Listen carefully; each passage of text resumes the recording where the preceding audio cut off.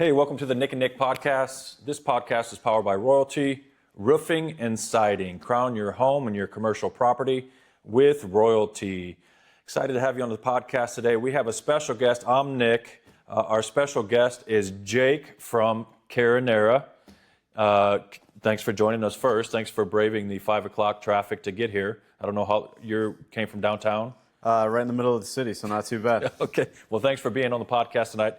Really excited to get to hear about one of the visions of our podcast was to have entrepreneurs, young entrepreneurs like yourself. I don't know how long Carinara has been in business, just a handful of years, right? Yeah, just 2 years. So yeah, perfect. so we wanted to have you on the podcast and kind of hear your story.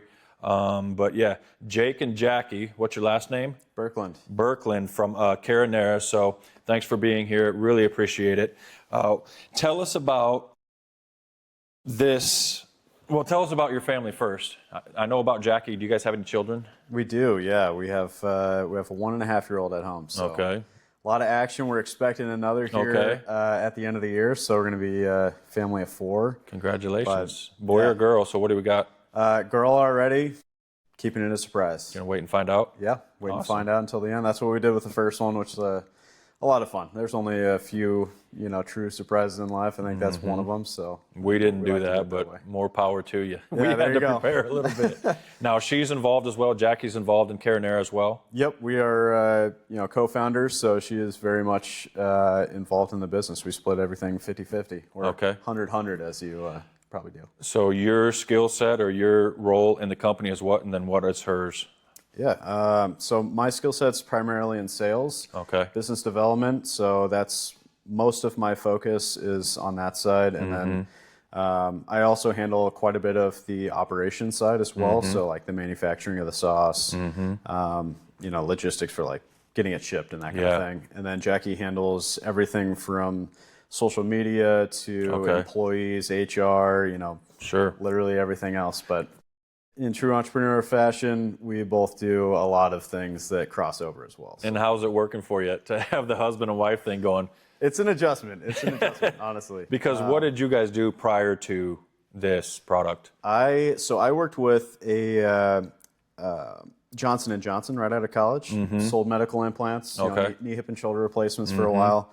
Was my life for a few years, and then made a big change of pace. Was working with startups for quite a while through a startup studio, and a big piece of my responsibility was to help establish an entrepreneur's first sales funnel, how to bring somebody in, go through that sales funnel of closing a client, and then how do you execute once you actually sign the contract. So that was a lot of fun, a lot of repetitions, because we were taking entrepreneurs with literally a napkin idea and building technology, and then of course getting the first clients, and then I went full-time with Carinara right after. And you had the opportunity to actually execute what you've been teaching? Yeah, literally, yes. Practice what you preach, right? Yeah. Putting all that stuff into action. And then Jackie's, her background is, she was a nurse. She was a bedside nurse for a number of years, and then transitioned to kind of a sales role through Fusion Medical Staffing. So she did that for a number of years and was a sales trainer there as well. So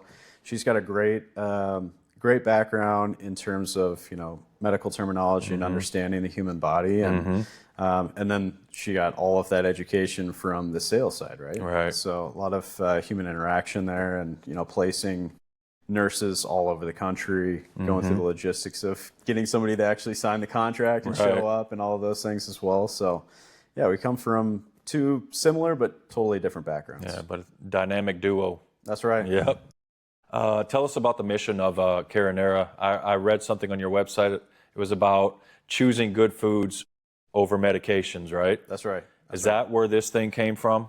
Yeah, I mean, the whole concept, right? Carinara is a tomato-free pasta sauce. And, when we first started, the whole goal was, 1, make a pasta sauce that tastes like a regular marinara, but takes away the heartburn of the tomatoes. Right. A lot of people, 1 in 4 people in the U.S. struggle with heartburn. And we found one of the biggest culprits for us, and for a lot of other people too, is tomato-based products. Pasta sauces being one of them. Ketchup, you name it, is really, really prevalent in the U.S. So when we first started, the whole goal was create a pasta sauce that tastes like marinara. The other thing was hopefully give people an opportunity to enjoy food without having to pop a Tums, Prilosec, Nexium, name your antacid of choice.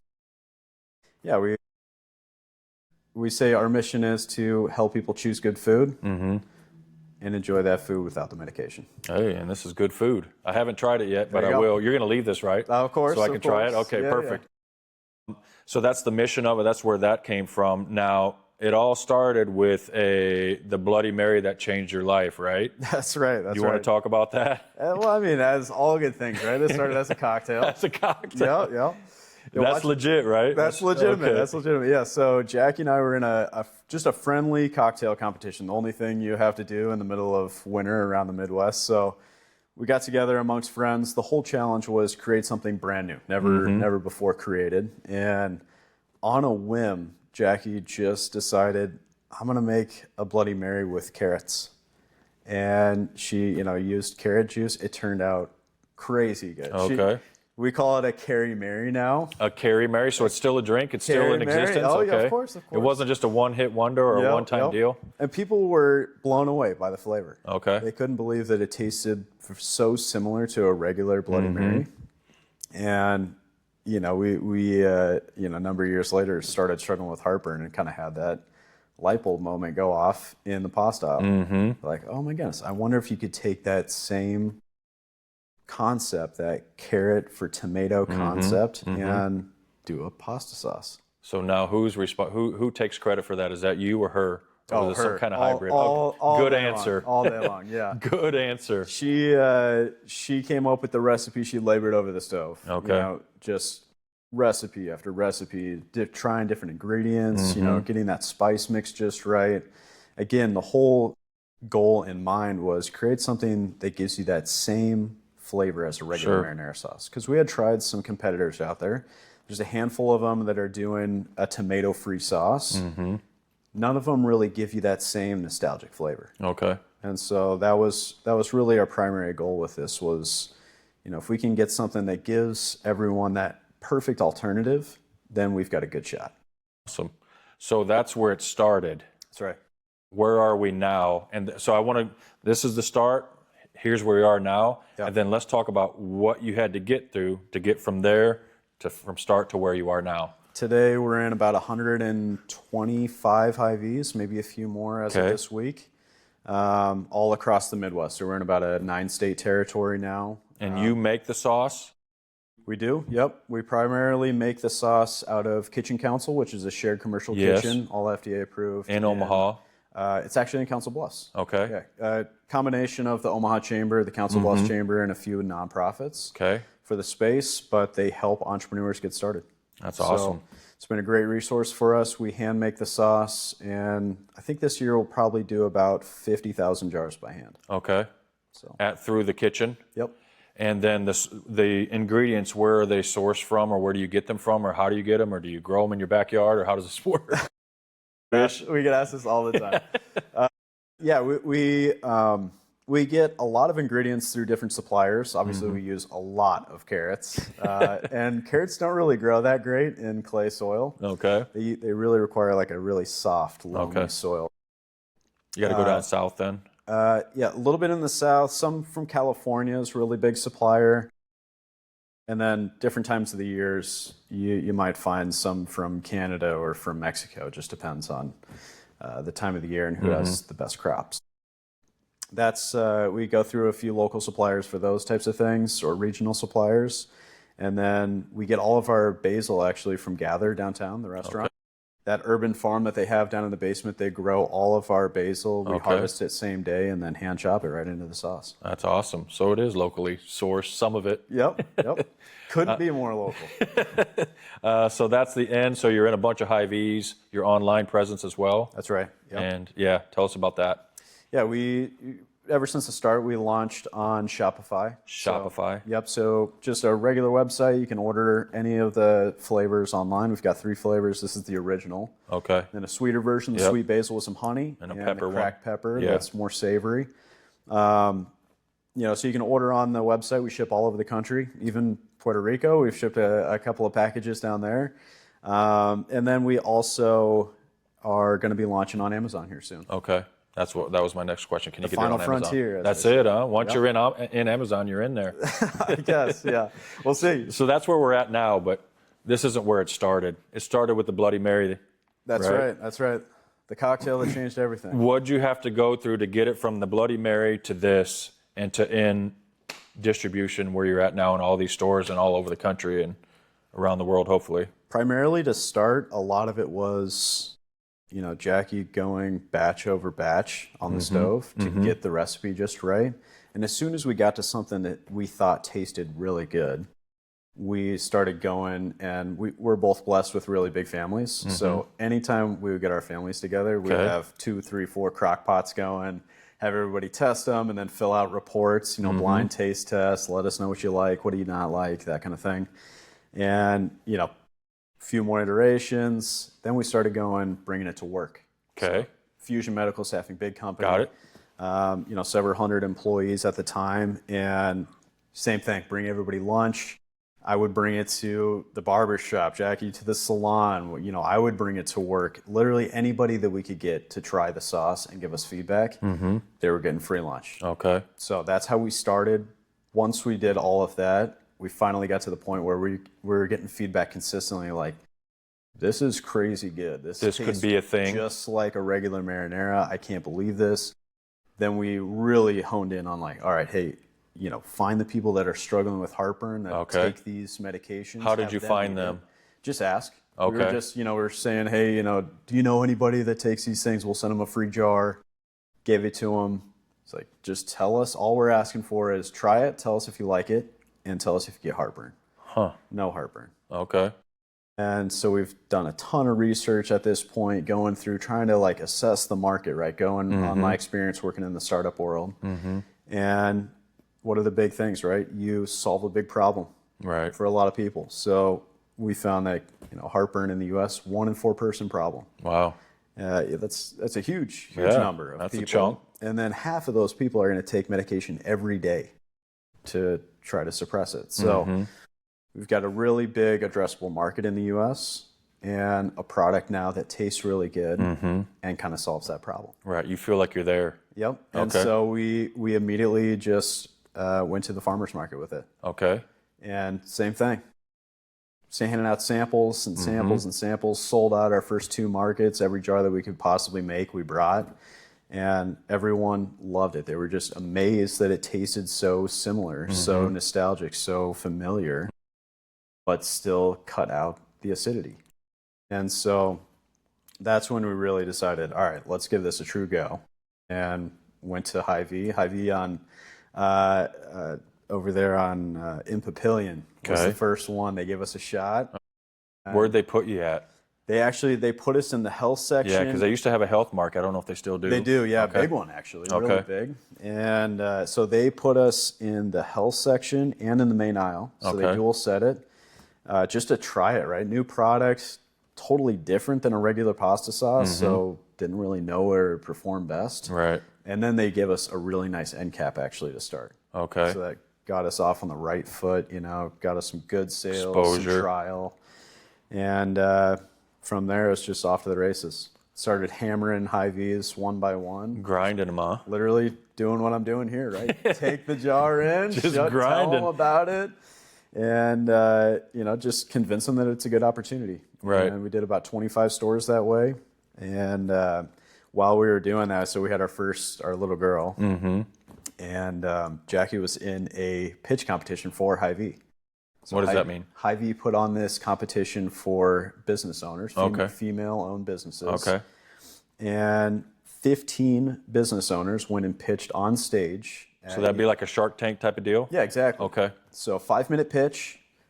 You go up, go through the application process. A lot of people submit, and then they choose 15 finalists to go and present in person. Got a panel of judges, and then all of the Hy Vee managers from Nebraska, most of Iowa, South Dakota are all there as well. And she ended up winning.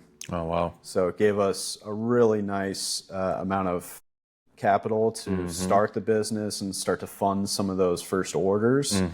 And additionally, that you had all those managers there. Well, they were setting up all of these meetings where you could meet with them like speed networking with all Oh, the wow. managers. So we were literally taking the jars, meeting with every single manager that we could while she wasn't on stage, Right. and saying, hey, what do you think about this? Tell us how to market it, how to merchandise it. What is it? What are all these weird food terms mean when I get into the grocery Right. store, you know? So that was just an incredible start to the business and the start of a really, really strong relationship with Hy Vee. That's awesome. At what point did you guys know you had something, and that to the point where, okay, I think you quit your jobs, right? Or That's right. resigned, or now you're doing this full time. Yeah. What did that look like when you came to that point? We got it something here and let's go all in. Really, I quit my job and went full time the beginning of 2024. So just last year. So Got about it. a year into the business. Okay, you were first. Yep. Okay. So I went first. I was working with a startup out of New York at the time, and then we started racking up Hy Vees, right? So we got to about 26 Hy Vees, and then the amount of production that we needed to do justified having somebody full time. Right. So it's like, all right, we got revenue coming in, we got these orders that are consistent, and we have all these orders coming in online. So we've got the revenue. Now we need somebody at the kitchen all the time. And we also brought on a gal to help us in the kitchen. Okay. Other than that, my family's been in there all the time. Okay. So that's that was the first go of it. And then Lomar, which is Hy Vee's distributor, Okay. they reached out and put us in their distributorship. The VP of Health Markets for Hy Vee Wow. reached out to Lomar and said, hey, this is a product that is doing really well in these, this pocket of stores. We want to test it in more stores. Let's put it in the distributorship, make it really easy for the store managers to put it on the shelf. Wow. And give them an opportunity to trial it. And so they put us in the distributor in October of last year. And that's when we went from about 20 stores to 120. Wow. Overnight, Quantum leap. just like That's that. a quantum leap. And did you have the capacity to execute that? Thankfully, we had a kind of a lead up period to Okay. it. So we talked with them in October and they said, all right, we're going to go through this onboarding process. Because that's a lot of carrots. It's a lot of carrots, a lot of carrots. And we're hand washing. I have washed so many thousands of pounds of carrots. I cannot. Something you don't even think about. Yeah. I try not to think about. Okay. You're thinking about them in your sleep. Yes, yes. So we had this kind of lead up period. There was about a 2-month gap between when we first talked to them and Okay. we went live. And it was an opt out. So they sent it to every health market manager and said, unless you tell us, we're going to send you a case of each flavor. A case of each flavor. Well, that's not just 100 cases, it's 300 cases. Wow. So, yeah, we had to make a lot of sauce in a short amount of time. Thankfully, our suppliers were really good. They were very flexible with us and were able to keep up. Except for the basil. The basil we brought down to like the last second. Had one final order, one final push with them. And, it ended up being like another 150 cases. Wow. And so we got to the end of the year and we're like, look, we need every ounce of basil you possibly have. And she... Still coming from the basement? Yes. Okay. Laura, who is the manager, the farm manager down there, she's like, look, I can do it, but I'm going to have to kill all of the plants. I'm literally going to have to harvest every single leaf off. Wow. She's like, I'll do it for you. I know how big of a deal this is, so just tell me and we'll do it. But know that if I do this, it's 8 weeks until you get any more basil. Right. So no leaf unturned. we're like, do it. Clear it. Do it. That's Clear 'em all awesome. off. Yeah, that's been kind So of a then when journey did up until Jackie now. come on? She went full time at the beginning of this year. Of 2025? Yep, January. Okay, so you guys are scaling quick. How long will you be able to function out of that kitchen? We are almost to the point where we will outgrow the kitchen. Probably, there's some seasonality to pasta sauce. Obviously, when the weather gets a little bit colder, nostalgic food, comfort food, people really lean into. So the back half of the year, we make, I think, twice as much, a little bit more this year probably than the first half of the year alone. Okay. So, yeah, we'll definitely be pushing the kitchen to its limits here November, December. And then what? Then it's really a matter Because of... you only cook in the kitchen, right? That's right, yep. Then how do you get the sauce from the kitchen to the distribution or whatever, the packaging, and then... Yeah. So Hy Vee sends a full truck. They send a semi. Okay. The kitchen does have a loading dock, so for a long time we were literally taking it to our house. Right. Taking it to our house, and then we... Bootstrapping this thing up. Oh my gosh. Oh my gosh. If you saw the first truckload that we had to send out, it was wild. Loading pallets in our driveway, and then you can't park a semi in somebody's driveway, right? So get a box truck, try to ramp those things onto the box truck. Well, even just this little lip, right? Those pallets, once you load them up, they're more than a ton. They're about 2,500 pounds. We couldn't even push it up the ramp to get it onto the truck. So we were like unstacking it, restacking it, bring it down to the kitchen, rebuild the pallets. It was wild. Thankfully now we worked with the kitchen and they have a little storage room down in the basement. So we keep some stock there, which is enough to keep up with some of the orders that we're doing through Hy Vee. But now we're... And that's before it gets packaged, right? That's after it gets packaged. Okay. Yep. Does it get packaged at the kitchen? Yes. Everything's done there. That's a requirement by the FDA. Okay. Yep, all has to be done there, labeled, jar on, sauce in the jar, everything has to be done there. And then we put it in a 12 case. Okay. And ship it out from there. So, yeah, what are some of the logistic things like the FDA regulations and, some of the challenges and the barriers that you don't really even think about until you're in the weeds turning, a Bloody Mary into a product? Yeah. What are some of those obstacles, barriers, challenges, and then how did you guys persevere to overcome them? Great question. Neither of us have any background in food. Right. Neither of us are food scientists. We've never worked with a grocery store, manufactured any food, so totally foreign to us. Right. How do you even get a product on the shelf at the grocery store? The FDA, wants to have a little bit of say on how it's manufactured. They just want to have double checks to make sure you're doing everything safely. And so we reached out to the kitchen actually, because that was the first step. Was it has to be in a commercial kitchen to be FDA approved, right? So you have to make it in this space that the FDA is able to come in and inspect. Reach out to them. They said, look, we've never done an FDA approved product. We've never done a packaged product. The kitchen hasn't? Yep, they've never had a company in there that were doing an FDA approved product. All bakers, caterers, that kind of thing, no problem. Totally different set of regulations for that. When you have something that's going to live on the shelf for, in our case, 18 months, you have to go through some higher regulations. So it's not just state approved, it's also FDA approved. So reached out to them. They had a contact that worked for the FDA. And we just peppered this person with unbelievable amount of questions. We're like, just tell us all of the things that we need for this. And of course, it's, government answers. It's very vague. It's very like, well, it could be this or that, or I can't tell you that. Oh, really? Those types of things. A ton of it is just, well, do it. And if it's wrong, when we come to inspect you, we'll tell you. It's kind of like feeling your way around in the dark, huh? Literally.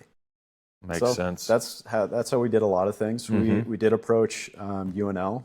Lincoln, the food processing center there. Okay. They were helpful in answering a few questions and kind of putting some of our reports together, doing some double checks. We leaned on our network. We just asked anybody that we knew, who do you know that can help us do the nutrition panel on the back? How do you calculate on those things? What type of font do you need for, the front of it and the side, and how big do the ingredient panel need to be, and that kind of thing. So just asked a lot of questions, leaned on our network the best that we could, and thankfully, around the Midwest, everyone's really nice when you ask for help.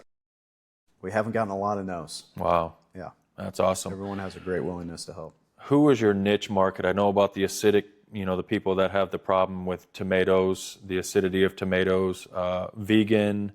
How about, is it like my wife has been doing carnivore? Would that fit in? That could fit in here. The things that we really are focused on with Carinara is, it's whole natural ingredients. Whole natural. How about organic? Not organic. We can't claim it's organic. I've seen some organic things in there. Right. Yeah, there is a lot of organic ingredients, but we don't have the full certification. Okay. So Probably in the future, we'll lean into that a bit more. What we found actually is there's a whole group of people that try to avoid nightshades. Yes. So this is AIP friendly, the What's that? autoimmune protocol diet. Okay.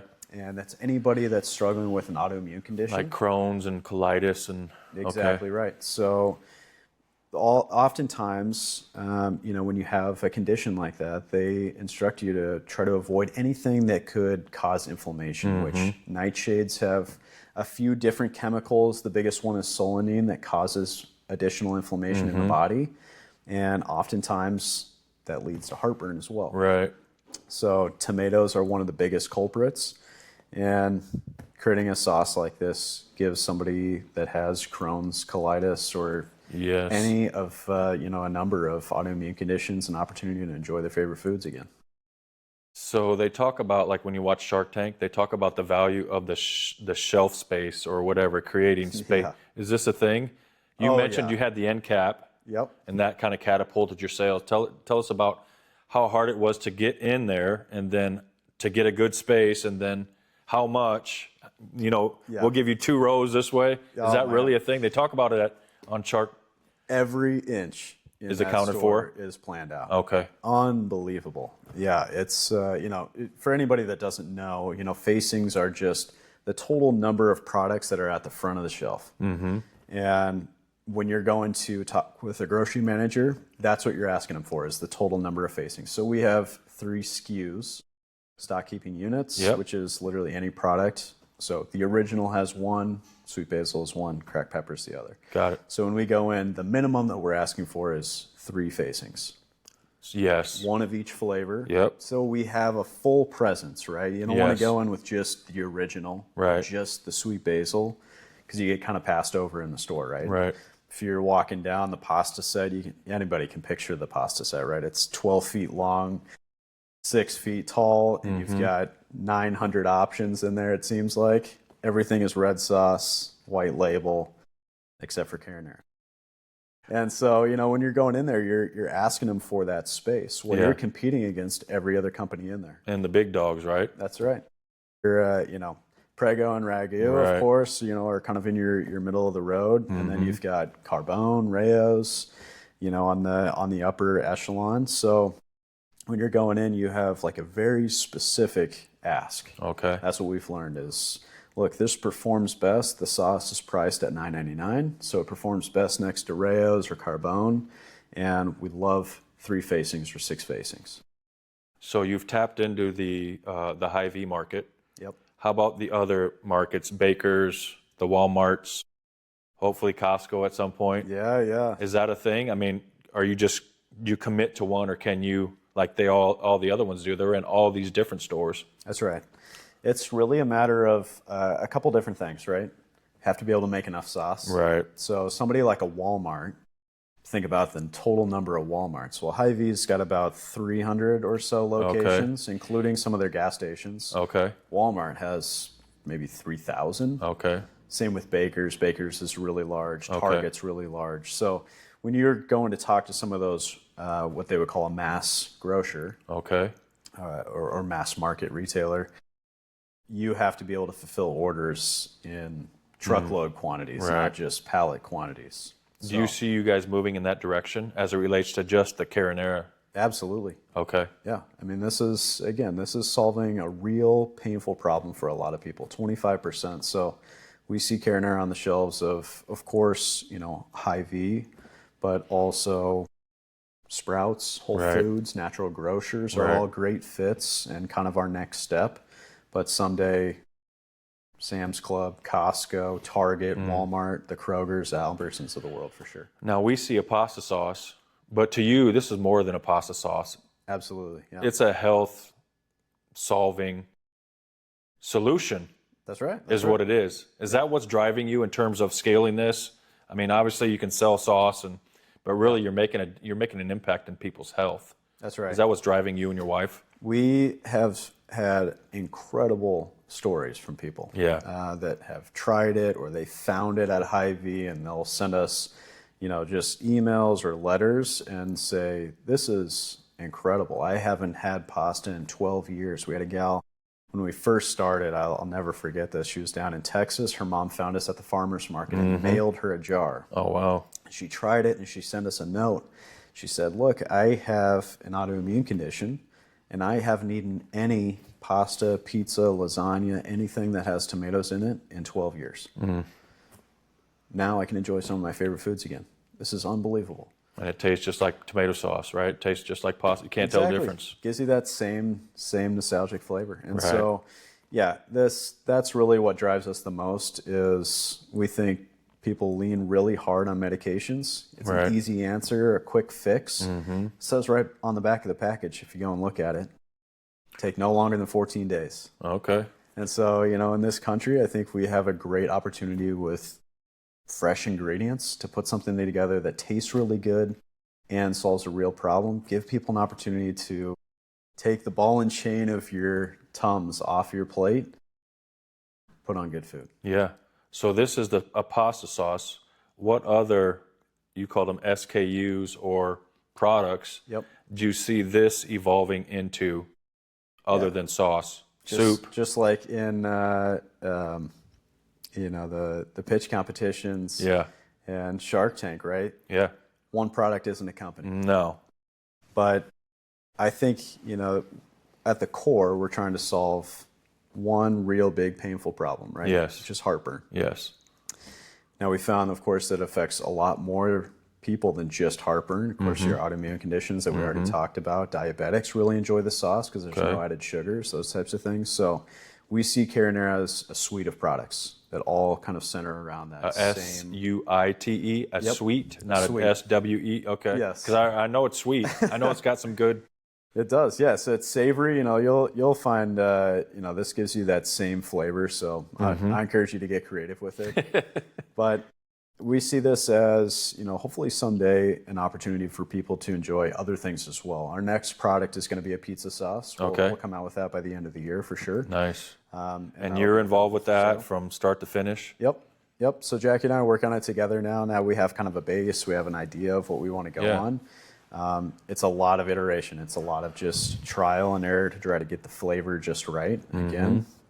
And our other goal, of course, staying true to our first product is keep it fresh, keep it whole ingredients if we can, and make it things that people can actually read on the back of the label. There's so many manufactured ingredients that you can't even read, my goodness. So keep it simple, keep it whole ingredients, and really healthy for people as well, but give them that great flavor. So have you tried this in a, what do you call a Carrie Mary form? Can you make a Carrie Mary with this? That was the OG. That was the original. Okay. Yes. So you can? So it's a thing. So I haven't turned the pasta sauce. I haven't turned our Carinara pasta sauce into a Bloody Mary? Not yet. But we have done, literally any Italian recipe you could think of. Pastas, pizzas, lasagnas are fantastic, but also this is great on a roast. As a marinade, it's already got the carrots and onions in it. How about a soup? Soup is really good. We've got a great recipe to turn this into kind of a chicken noodle soup. Gosh, there's a lot of fun ingredients. There's a lot of fun ways that you can use the sauce because it is a new ingredient. It is a new type of pasta sauce. It's easy to talk about, but it's a lot of work to execute, is what I'm hearing. That's so true. Right. But you guys have started it from an idea or from a Bloody Mary and turned it into a business that you've been able to scale. What would you say to encourage somebody, maybe a young entrepreneur that's in the thick of things and trying to figure out, is this something worth, do I have something here? Do I not? How do I figure out whether I do? What would you say to encourage them or direction that you would give them in terms of taking their idea or their Bloody Mary and turning it into a scalable product? Put it out into the world. See how people react. Well, social media right now, Gosh, so important. So important. Feedback is your friend. I think a lot of entrepreneurs, in my background, I've talked with hundreds, thousands maybe, of entrepreneurs, deeply connected in the startup community here in Omaha in the Midwest. If you talk with any entrepreneur, the biggest fear is just taking their idea and getting it out into the world, getting that raw, uncut feedback. people are afraid that somebody's going to say this is a bad idea, or I don't like this, or this tastes really bad, something like that. In reality, they might be saving you. They might give you good feedback to be able to go back to the drawing board and say, look, maybe we're not using enough olive oil. Maybe we're not using enough onion, that kind of thing. Or maybe it's too much of this to where it's too spicy. In our case, it's all around food and flavor. But the thing that I always tell any entrepreneur when they're first starting out and they have a great idea and they're trying to figure out, is this something worth pursuing? Don't quit your job. Exactly. Just take your idea, get it out in the world, and get that raw feedback. While you're working your day job, you're also developing. Hustle. There is a lot of different hours in the day than just that 9 to 5, 8 to 5 time frame. You know, we worked a lot when Bradley was born, our little girl.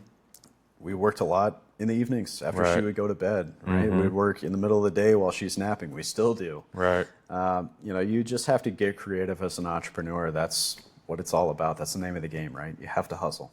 Hustle. Keep grinding. Don't give up. That's you right. never know when you're on the other side of a Hy Vee or when you're, you know, a step away from a Hy Vee. right. The favor you guys have gotten in that market's, I mean, incredible. You know, with them, it sounds like they're your main distributor or retailer. Is that what you would call them? Yep. And you never know when you're just one connection away. So just stay in the fight. Keep grinding. That's exactly right. As long as you stay in the pocket long enough, believe in yourself that you're going to be able to figure it out, you will. And that's what we'll end the segment on. Never tap. Never tap. That's right. Never tap out. Thanks for you very coming. much. I really appreciate that.